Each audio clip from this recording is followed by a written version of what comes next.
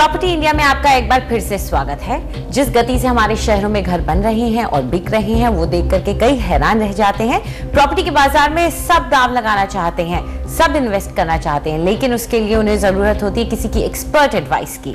जब खरीदार प्रॉपर्टी खरीदने जाता है तो इतने सारे प्रोजेक्ट देखकर वो उलझन में पड़ जाता है कि किसके दावों पर भरोसा करे और पैसे लगाए। अगर ऐसे में आपको कोई इन प्रोजेक्ट्स की रेटिंग दे दे तो काम कितना आसान हो जाए। ऐसा ही किया है CRISIL real estate star ratings ने।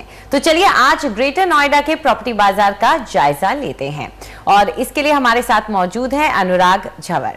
अनुराग, आपका शुक्रिया हमारे साथ आने के लिए। सबसे पहले तो आपसे यही जानना चाहेंगे कि ये जो इलाका है नोएडा, ग्रेटर नोएडा का, इसे आप किस तरह से आंकते हैं, क्योंकि एनसीआर का हिस्सा है। इसके आसपास दिल्ली, गुड़गांव ऐसे मार्केट्स हैं जो कि काफी अच्छा परफॉर्म करते हैं। तो नोएडा, ग्रेटर नोएडा इनके मुकाबले कैसा रहता है?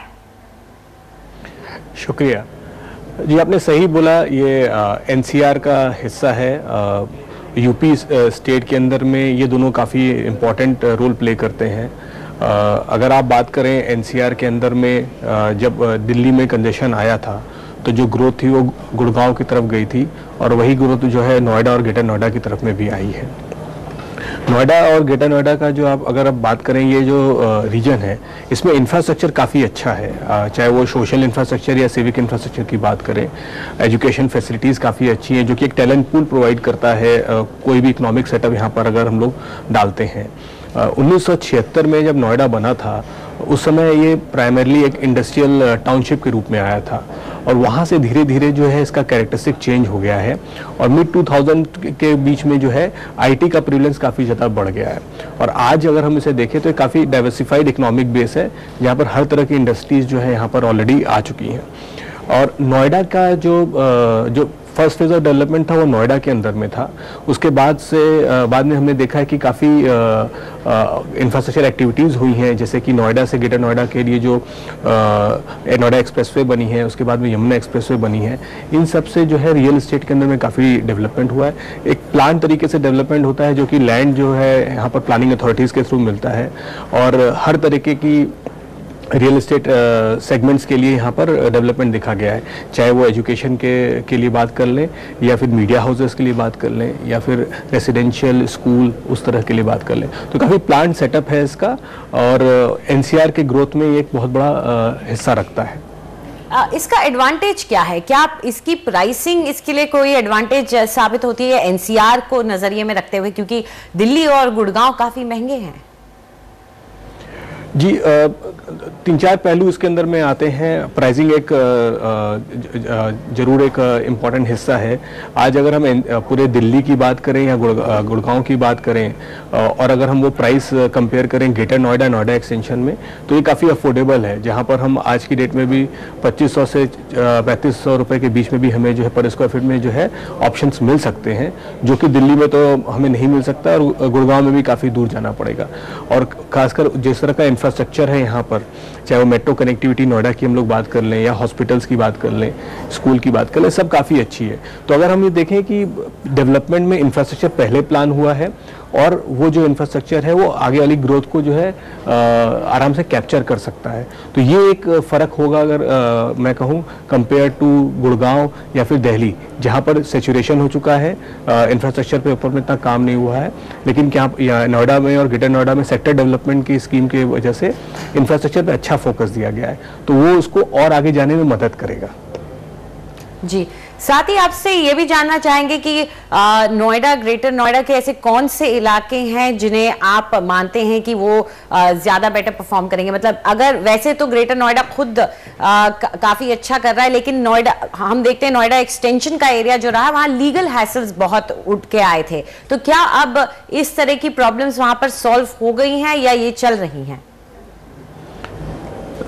देखिए, अगर हम लोग बात करें नोएडा, ग्रेटर नोएडा में एक जो सेटबैक इस रीजन का ये रहा है कि पिछले 3-4 साल में कुछ ना कुछ जो निगेटिव न्यूज़ आती रही है, चाहे वो लैंड एक्विजिशन के ऊपर में जो फार्मर एजिटेशन हुए थे या फिर अगर हम लोग अभी रिसेंटली जो ग्रीन ट्रिब्यूनल के बारे में बात चल रही है, सो कुछ चीज़ें यहाँ पर चलती आई है।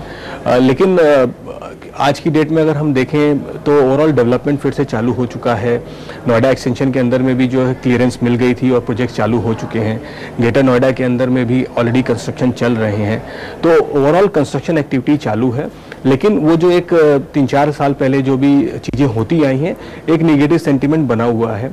और दूसरा जो एक एस्पेक्ट जो कि थोड़ा सा सेटबैक है इस रीजन का है कि कमर्शियल डेवलपमेंट जो है वो उस स्केल का नहीं है कि इतनी ज़्यादा रेसिडेंशियल यूनिट्स को सपोर्ट कर सके। तो प्राइसिंग मोर और लेस जो है एक रेंज के अंदर में रहता है। तो ये एक एस्पेक्ट इसका देखना जरूरी होता है। तो इसके कौन से ऐसे इलाके जिन्हें आप कहेंगे कि वो प्राइम है या हॉटस्पॉट्स हैं, कौन से इलाके हैं? देखिए, अगर हम लोग बात करें नोएडा और ग्रेटर नोएडा दोनों के बारे में बात करता हूं। नोएडा के अंदर में जो प्राइम एरिया से सेक्टर वाइज डेवलपमेंट है, सो 15, 16, 40, 41, 44 ये सब प्राइम एरियाज है नोएडा के अंदर में, और 50, 51, 52 में उभर करके आए हैं। अब इनकी प्राइसिंग जो है 6,000 से 12,000 रुपये स्क्वायर फीट के बीच में है। तो ये आज यहाँ पर जो है लैंड अवेलेबिलिटी काफ़ी कम है। बट उसी में जो अपकमिंग सेक्टर्स है नोएडा के अंदर में 76 से लेकर के 79 तक के, यहाँ पर करीबन 5,000 रुपये की रेट में भी आज की डेट में डेवलपमेंट हो रहा है। तो ये जो है एरिया जहां पर अपकमिंग डेवलपमेंट हो रहा है, यहाँ पर और भी आगे सप्लाई देखी जाएगी और फ्यूचर में यहाँ पर हम लोग जो है थोड़ा सा एक्शन देख सकते हैं। ऑन द अदर साइड अगर नोएडा एक्सटेंशन की बात कर लें या नोएडा एक्सप्रेसवे की बात कर लें, ये सब अपकमिंग एरियाज है जहाँ पर काफ़ी सप्लाई आ रही है। लेकिन अभी भी ये इन्वेस्टर ड्रिवन मार्केट है जहाँ पर कि एंड यूजर्स नहीं आए हैं। तो उसकी वजह से थोड़ा और टाइम चाहिए इस मार्केट को आगे उभरने के लिए। और जैसे जैसे इकोनॉमिक एक्टिविटी इंप्रूव करेगी और एंड यूजर्स मार्केट के अंदर में आएगा तो प्राइसिंग भी और धीरे धीरे इंप्रूव करेगी। चाहे हम लोग अगर बात करें नोएडा एक्सटेंशन या ग्रेटर नोएडा की या फिर हम लोग बात कर लें सेक्टर 93, 96, 97, 98, 100 जो भी नोएडा एक्सप्रेसवे के दोनों साइड के डेवलपमेंट्स है, या फिर यमुना एक्सप्रेसवे से आगे की, तो ये सब फ्यूचर पोटेंशियल अच्छा होल्ड करते हैं, प्रोवाइडेड की इंफ्रास्ट्रक्चर कनेक्टिविटी इंप्रूव हो जाए, transport in terms of public transport अगर अच्छे होने चाहिए और जॉब क्रिएशन और होनी चाहिए सेक्टर में। अब आप अपने रेटेड प्रोजेक्ट्स के बारे में भी बता दीजिए।